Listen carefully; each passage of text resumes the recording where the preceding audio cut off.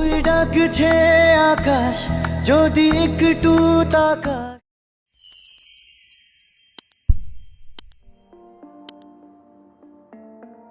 জীবনের আসল প্রাপ্তি কি শুধুই বিয়ে, নাকি দুটি হৃদয়ের নিঃশব্দে ছুঁয়ে যাওয়া ভালোবাসা আর মানসিক শান্তি? এই প্রশ্নের উত্তরে চোখের সামনে ভেসে ওঠে টলিউডের মোস্ট এলিজিবল ব্যাচেলর দেবের নাম। যদিও 40-এর গণ্ডি পার করা এই তারকা প্রায় 1 দশক ধরে প্রেম করছেন রুক্মিণী মিত্রের সঙ্গে। দেবের হাত ধরে অভিনয়ে আসা রুক্মিণী এখন টলিউডের অন্যতম ব্যস্ত অভিনেত্রী। বলিউডেও নিজের জায়গা তৈরি করেছেন।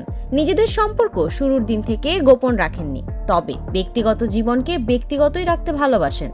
সদ্য সৌদি আরব থেকে ঘুরে এলেন দুজনে, তবে একসঙ্গে কোনো ছবি পোস্ট করেননি। শোবিজ জগতের থেকেও সেভাবেই দেবের নামে কোনো গসিপ নেই। শুভশ্রীর সঙ্গে ব্রেকআপের পর রুক্মিণীর সঙ্গে সম্পর্ক নায়কের। রুক্মিণী তার শক্তির উৎস।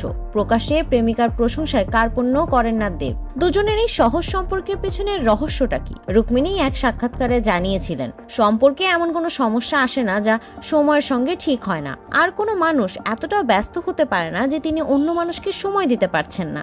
আর এই বিশ্বাস থেকেই পরস্পরের জন্য বারবার সময় বের করে নেন দুজনে। দেব রুক্মিণীর সম্পর্কে সায় রয়েছে দুই পরিবারের, তবে বিয়ের পিঁড়িতে কবে বসছে দুজনে, এই প্রশ্নের উত্তর বরাবরই এড়িয়ে যান তারা। আসন্ন পুজোয় দেব তার নতুন সিনেমা টেক্কা নিয়ে হাজির হচ্ছেন, আর ক্রিসমাসে মুক্তি পাবে খাদান। টেক্কাতে দেব রুক্মিণীর জুটি আবারও পর্দায় আলো ছড়াবে। অন্যদিকে খাদানে ইধিকার সঙ্গে রোম্যান্স করতে দেখা যাবে দেবকে।